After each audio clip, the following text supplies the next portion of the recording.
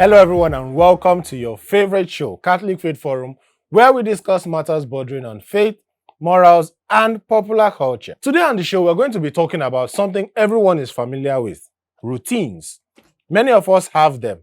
And in fact, for a few of us, if we miss one item or one task in our daily routines, it messes up our dynamic. Which brings me to this question. Does actually having a routine mean a balanced life? When we come back from this short break, we'll be meeting with two guests who are going to share their experiences and their routines with us, and we'll see the downsides and the positive sides to this. In case you don't already know, my name is Chima, and you're live on Catholic Faith Forum.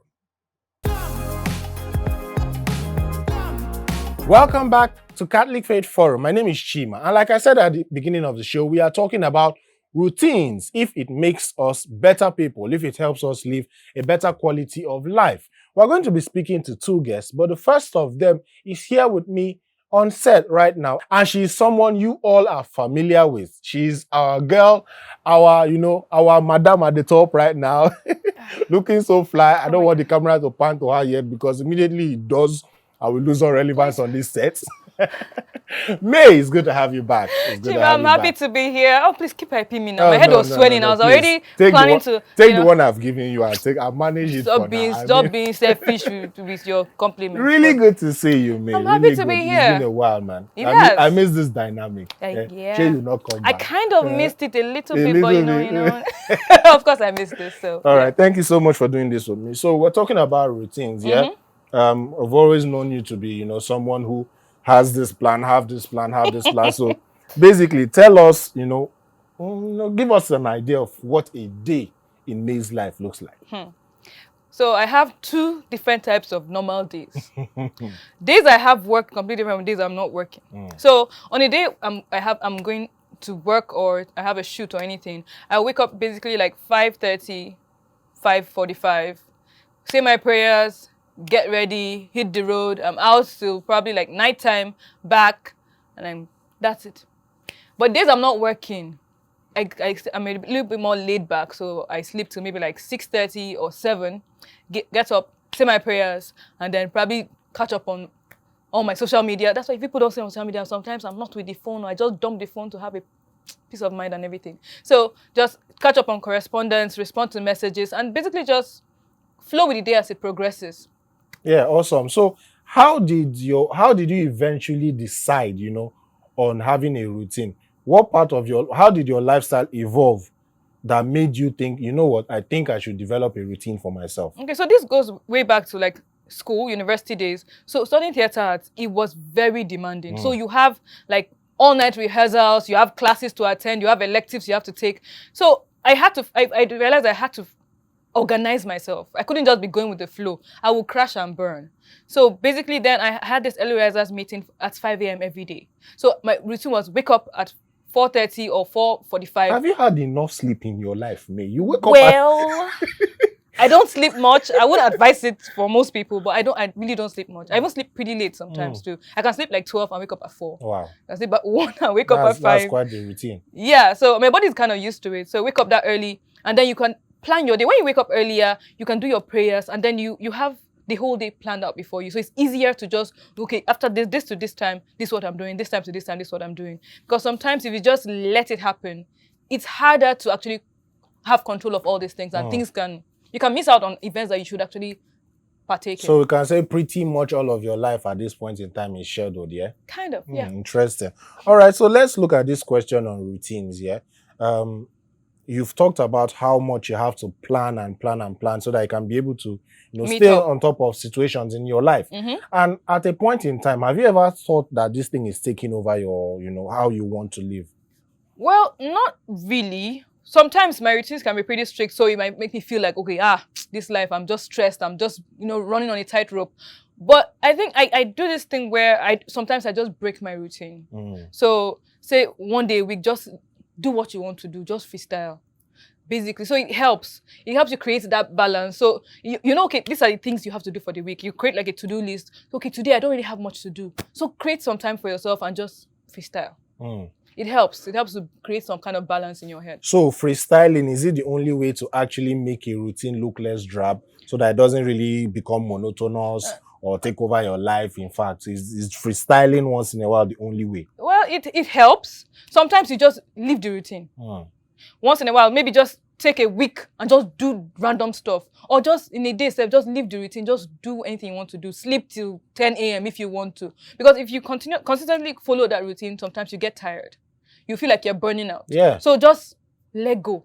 Because the argument that a lot of people have against routines is the fact that it makes your life very one track, very mechanical. Like, you know that, okay, even next week, you know, you still have to wake up at 6 a.m. You have to make sure that you are somewhere at 7. You have to make sure that you are in the next place at 8.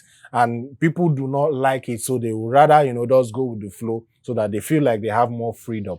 But routines also sometimes help you with your freedoms, because when your day is planned, you exactly know when you have time to do other stuff. Exactly. Yeah. So you've gotten all the important stuff out of the way, then you can now do what you need to do. All right. So let's take it to your personal worship now. Yeah. You know, we're Catholics, and basically our life as Catholic, our worship as Catholic is very routine-like. So, but in your personal worship now, do you also have a routine for it? Well, basically, I make sure every morning prayers, first thing you do when you wake up, compulsorily. Then I also have my alarms for my angelus. So 12 o'clock, 6 o'clock. In fact, most times my phone is here and it's 12 o'clock. Now you hear the alarm blaring. It just reminds you, okay, you need to keep track. Make sure you always remember God in everything you do. Also, midnight prayers, very important. And even as the day progresses, there are tiny moments where you know you can say a prayer or two. Maybe just getting on a cab or getting on a bus. Say a prayer when you get in. You see someone, maybe sometimes I do this. I started doing this recently. If I see like a beggar or someone that's maybe disabled and I can't help, you say a prayer. For that person. So just little instances that remind you of God's mercies. Say a prayer. Interesting. No matter how short the prayer is, very important. Okay, so how can someone who is looking to draw closer to God, develop a routine to help them achieve that aim? I think basically, sometimes people like that, you can say, okay, maybe forgot to say a prayer. Whenever I remember, pray. You can be going about, maybe just walking and, I didn't pray this morning. Stop and pray. You don't have to stop physically. Just pray. You can be walking along the road and you're saying the Hail Mary. You can be just doing anything, even engaging in any activity, and you're praying. Well, don't you think sometimes it may just, throw people off track when it feels like you don't have a set time, you don't actually know when you want to pray, just as the Spirit leads or something? No, I'm saying for those that are just wanting to start and maybe they feel like, okay, they don't know how to fit into their daily lives. You have to build it gradually.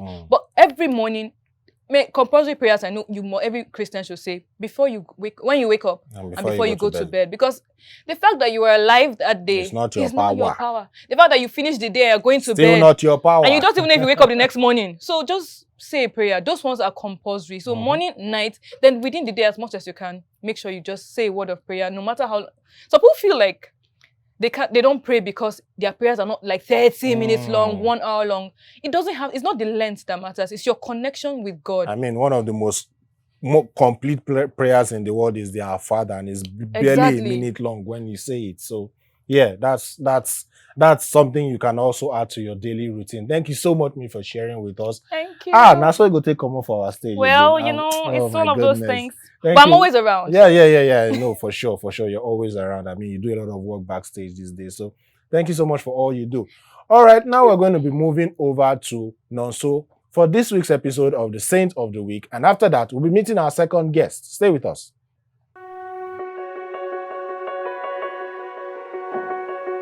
Hey everyone, today we take a look at the life of Saint John Vianney, the patron saint of priests. He was born Jean-Baptiste Marie Vianney in 1786 in France and was baptized the same day. He grew up in the French Revolution era and idolized the persecuted priests, which made him want to become one. In 1802, the Catholic Church was re-established in France and John Vianney tried to work his way into religious life. However, Napoleon rose and another period of turbulence began, which requires the drafting of young men into the army. John Vianney was drafted in 1809 before completing his studies for the priesthood. Only 2 days after he resumed duty as a soldier, he fell ill. which was most definitely God's way of preventing him from going in to become a soldier. Through that act, God sent a young man to rescue him and take him to the mountains where a group of military deserters lived. John Vianney lived with them for 1 year and 2 months and continued his studies to become a priest. He was officially ordained a priest in 1815 and became parish priest in 1818. He continued to right the wrongs the revolution did to religion and focused all his efforts on re-evangelization until his death. He was canonized in 1925. Thank you, Nonso, for that beautiful one, for telling us about our saint of the week. I hope you at home have been educated and you now know more about our saint of the week. If you want to know more, there are several online platforms that you can use to educate yourself. You can always send us a comment or your question on the saint, and we'll be very glad to also help you with answers to it. Now we're moving straight on to our second guest. He's a, he's a man of timber and caliber. Oh, shit. He's our Oga at the top. Oh, He's please. Don Ralph. He's our manager here Oh, at Dominican Media and also the CEO of DMG Media Group. You're welcome, Chief. Thank you, sir. Thank you for finally gracing us with your presence here. In fact, I feel comfortable. You set this all up and you finally decide to come here after all this time, but we're grateful to have you. You are doing well. All right, thank you, boss. All right, so first of all, kindly tell us what Dominican Media does. As you can see, this is part of what we do. Dominican Media is a media production outfit, and basically we are into media services from event coverage to streaming, to live podcasts, to music production, and also to event management, and also put up shows like this. So if you want to have a show like this, have a set like this, without any ideas, we can actually help you from scratch to this. So that's what we do. And lots other things coming up from Dominican Media. So watch the space. All right, thank you, boss. All right, let's get straight into it. We've been talking about routines. Okay. And May shared with us her routines and some thoughts on routines in general. So let's start with you. What does a normal day in the life of Don Ralph look like? Normal day. Okay, I wake up. I have 2 sets of alarms. One on my phone. Why 2? You like to sleep extra. It's a long story. But I have 2 sets of alarms. One on my phone, one on the clock, table clock. So usually, depending on the day and depending on the activity I have for the day. So I have 6, 7, 8, 5 a.m. alarms, depending. Then I wake up straight to pray. After prayers, I brush my teeth, have my bath, then have breakfast. I don't touch my phone throughout because I feel waking up to touch your phone, it just makes you reactive. Because before you know, people have taken your day. True. You're already worn out. So I don't touch my phone. Yeah, people say I don't really pick calls, but we'll get into all that. But so I don't touch it till I actually have my breakfast. Then I look at my to-do list. So on my to-do list, I go straight to I begin my day with the to-do list. Then I now look at my phone. So my phone is always like on my work table. At home is when I'm now ready to begin my day, and I'll bring my phone. Okay, look at messages. Okay, who and who to reply, which is important, priority, I reply. Then I go back to my day. Then in the middle of the day, I break again and I look. Then I try to attend mass daily. So either the midday mass or the evening mass. And then what else? And I try to keep in touch with family, from me, my wife. So how's your day going? Because if you don't do that intentionally, you kind of realize that the day passes and you not even you don't know what the other person is going through. You don't know where they are and all that stuff. So I intentionally actually add that to my routine. So that's typically what my day is. So how much of your life in general is scheduled? Do you set an alarm or a to-do list for every single thing in your life? You don't even freestyle at all. For me, routines help us have that focus, but I also give room for, unforeseen things. So it's not too rigid. But yes, I actually do plan my day. I plan, okay, I'm going to wake up I'm going to go for mass. I actually write it down. So after the day, I'm like, okay, did I go for mass? I take it. It gives you that sense of assurance that, oh, I achieved something today. That's for me. So yes, I actually schedule everything I have to do. That's why when I have to do something, I call you and I have to know if I have to be there. So when you now mess up with that, it kind of makes me a bit pissed, because that means that hour or period is free. I can't do any other thing. I'm just wondering. So I like to actually know what I'm doing and how to do it. So I planned before that time. So how do you actually now find the balance between, you know, your normal life, what you probably want to do, you get, and how you actually scheduled your day? So I'll answer this question this way. Tony Robbins said something that if you don't have 10 minutes of your personal time, then you are not living. I follow a lot of Warren Buffett, Cardone, Toby Robbins, Dan Locke, all these guys. That's why you look like them now. Yes, yeah, Don because for me, I feel like you need to know where you want to be before you get there. So for me, at an early stage of my life, I think secondary school, I already knew, okay, I want to be this. I knew I wasn't going to be the guy who's going to sit on 9 to 5 jobs. So I wanted to be the guy that, okay, if I have a 9 to 5, it must be a flexible one that I can work remotely. So even before the whole remote work started, it has been my psyche. So that's why I learned skills that could help me do this. So like web design, editing, event management. I can't just sit one place, because I feel it's not who I am. So in choosing a routine, you have to know who you are, know your passions, know your short-term goals and long-term goals. So where am I going to? Who am I trying to become? Because your routine can't be the same with mine, because we are different human beings. So if I'm going to be a CEO, for example, that's my vision, or I want to be married in 5 years, so my routine should actually fit that. So it's very important that we have routines. So for me, creating that balance, going back to your question, is having a free day. Like recently, I was just talking with a friend, like I think it was just 2 days ago. She's a fashion designer. She's just barely 20, but she's doing well. And we were talking, and she said she felt dizzy. I was like, yeah, I'll take it easy. So I asked her, do you have a free time? Because I've learned this, like I said, I mentioned all these guys, Grant Cardone and all that. They have a free time. So to create that balance, you must have a free day you don't do anything. And that day is just like, okay, I'm going to wake up anytime, rest, sleep, focus on what is my passion. So for me, it's a Monday. Because I feel Monday to Saturday, I'm doing something. Sunday, I have stuff to do in church, or I have one meeting or the other. Then Monday, I don't want to start that busy stuff. So Mondays for me are like, I just want to stay at home, also connect with my wife, family, friends, chill, then plan the week, basically. So that's it for me. So you have to create that balance by intentionally giving yourself a free day. Yeah, a free day or a free hour. Like someone like The Rock gives himself 2 hours a day. Nobody disturbs that 2 hours. He said if anybody disturbs it, you've messed up his day. Tony Robbins gives himself 10 minutes every day just to be in a cool shower. So if you can't do a full day, you can do like an hour or 2. You must give yourself a free time. Forget about your phone. Forget about the world. The thing is, if you keep giving yourself to the world, you will drain. Yep. True. And there's nothing you can do. Let people complain, but you know where you're going to. And may he so rest in peace. Brother Stephen Lucas told me that. He said, Ralph, you're always busy, or you are busy, but when you die or get drained, the world will miss what you have to give. So I learned that from him as well. He was a very wise man. So no matter how busy Brother Stephen is, Fridays he goes to Tapa Bay. To just go and relax. He doesn't do anything. He just relax and chill in the beach.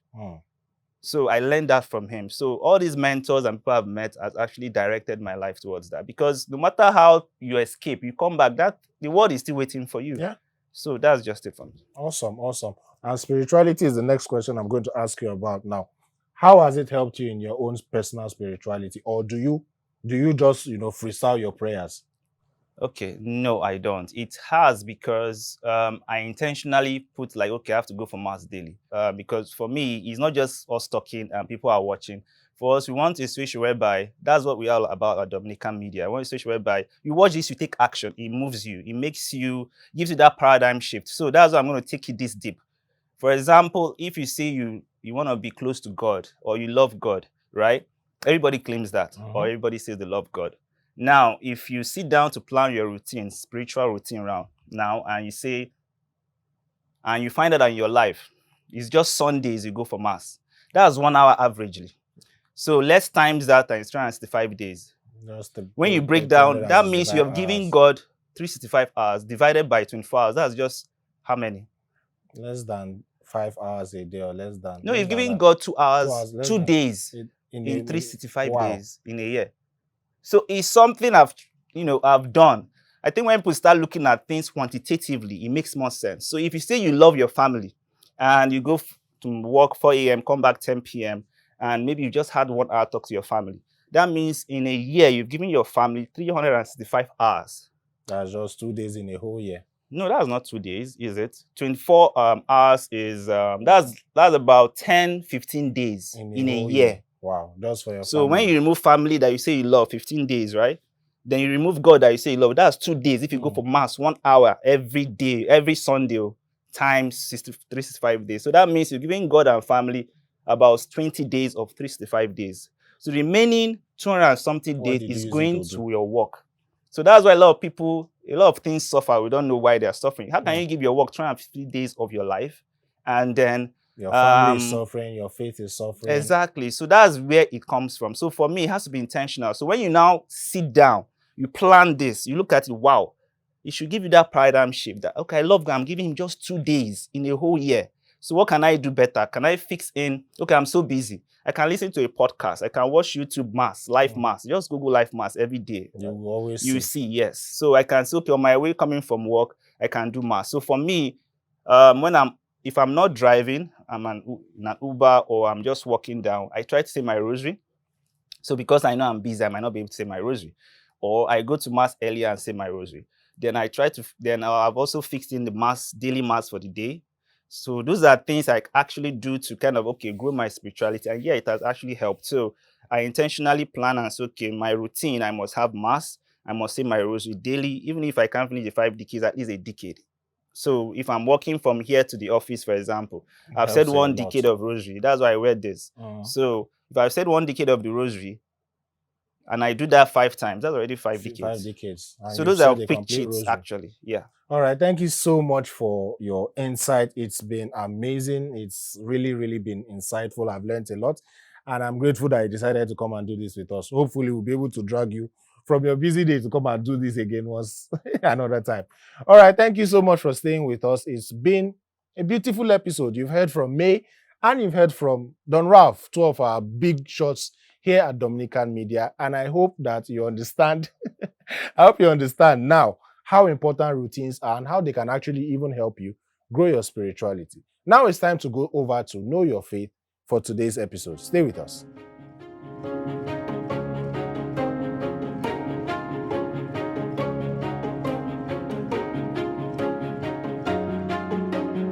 Hi and welcome to another exciting episode of Know Your Faith series. On today's episode, guys, we'll be talking about something that I'm pretty sure if you attend Ifsha in your parish, you would have heard the name come up in the last few months, which is the difference between a council and a synod. Now, over the years, the meeting of the church leaders can be termed a council or a synod. Although similar, they have their differences. According to the Catholic Encyclopedia, councils are legally convened assemblies of ecclesiastical dignitaries and theological experts for the purpose of discussing and regulating matters of church doctrines and disciplines. Ecumenical councils in particular are those to which the bishops and other entitled to vote are convoked from the whole world under the presidency of the Pope or his legates. The decrees of such councils, after they have received papal confirmation, bind on all Christians. The Catholic Church has held 21 ecumenical councils throughout her history. An ecumenical council, which is a meeting of all bishops from all over the world, is convoked when there is a major need. The decisions of an ecumenical council are binding on all members of the universal church. An example of a decision by an ecumenical council is the Nicene Creed, which is still used in our liturgy till this day. The word synod comes from the Greek synodos, meaning an assembly. The Synod of Bishops is considered as an advisory body for the Pope.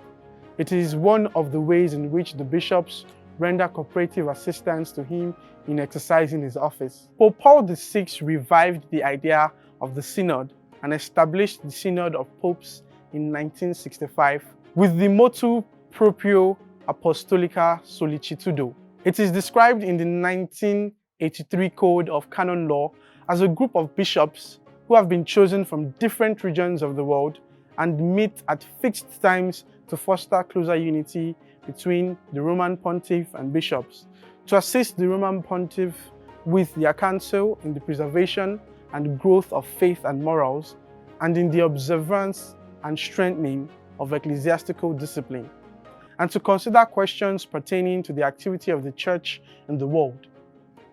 The bishops gather to discuss the questions for consideration and expresses his wishes, but do not resolve them or issue decrees about them unless in certain cases where the Roman Pontiff has endowed the Synod with such deliberative powers. Synods meet in different types of assembly: in an ordinary general assembly for matters concerning the good of the universal church, in an extraordinary general assembly for matters of urgent consideration, in a special assembly for matters which mostly concern one or more specific geographical regions. The synods were normally held locally within various regions of the world to deal with local disciplinary issues. Then Pope Francis has now convoked multiple synods during his pontificate. In 2021, he initiated a synod on the theme for a synodal church. This synod will include both an ordinary general assembly and local diocesan synods connected to it. This synod will end in 2023, concluding a 2-year synodal process. So these are the major differences between an ecumenical council and a synod of bishops. A quick recap of what I've just said is that an ecumenical council is a meeting of all the bishops of the world. A synod is a regional gathering.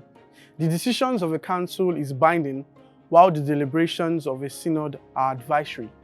A council addresses issues of faith and morals, while a synod considers ways of strengthening church laws and discipline. Did I leave out anything?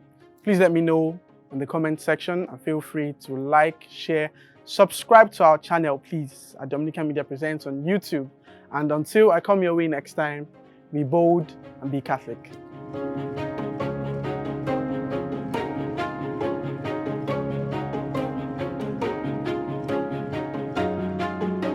Thank you to the Know Your Faith team for that wonderful one. I hope you've learned a lot from the article of faith that was shared with you. If you missed any part of the show, you can always catch it on our YouTube channel where it will be immortalized for you. Any day, anytime, you can always catch it. The YouTube channel is Dominican Media Presents, and you can also catch up with past episodes of the show. Thank you so much once again to our guests, Don Ralph and May earlier, who came on the show. And thank you for staying with us. If you want to sponsor, if you want to support in any way, please sponsor. Please sponsor. Please check out the numbers on your screen. The email address is there for you. And also, you can also go to our website showing on your screen right now to know more about the services which we offer. And until we come your way with another beautiful episode of CFF next time, keep being saints in jeans and shirts.